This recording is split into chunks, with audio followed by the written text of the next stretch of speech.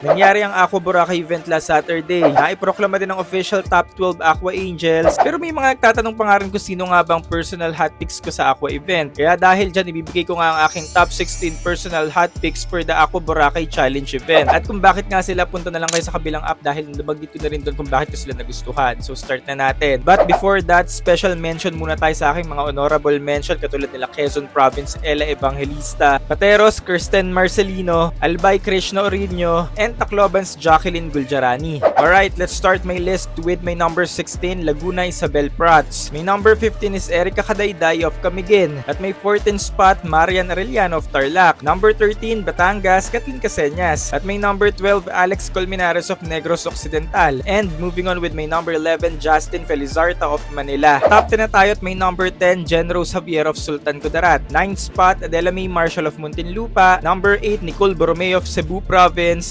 7th spot, Pampangas, Alison Hetland. And at my number 6 is Zesta Shalom Espinosa of Iloilo City. Moving on with my top 5, number 5, Roxy Bayens of Baguio City. Number 4, Ashley Subihano of Luisiana, Laguna. Number 3, Bella Ismael of Taguig. 2nd spot, Bea Milan Windorski of La Union. And finally at my number 1, April Smith of Cebu City. Halos lahat naman ay nag-agree na siyang number 1. Nag-umpisa ang competition na lahat may duda sa kanya. Ito na ang kanyang pangalawang beses sa Miss Universe Philippines organization. Pero ito na nga ang pangatlong beses tatangkain niyang sungkitin ang corona ng Miss Universe Philippines. 10 taon na nga ang kanyang journey kaya nang nagbalik siya halos hindi na siya pinapansin ng ilan. Hindi nga pinag-usapan at hindi malaki ang ingay nung inanunsyo ang kanyang candidacy. Pero nung nag-start na tayo, lalaban naman talaga siya. At noong Sabado pinatunayan niya nakakaiba nga ang lakas niya sa kanyang pagbabalik. Dahil sinindak niya ang lahat in an organic way. Hindi nga pilit, walang clout, walang hype. Talagang pure effort, diskarte, nilampaso nga niyang lahat. What are your thoughts mga pageant fanays? Who's your bet for the 2026 Aqua Boracay event? Comment below.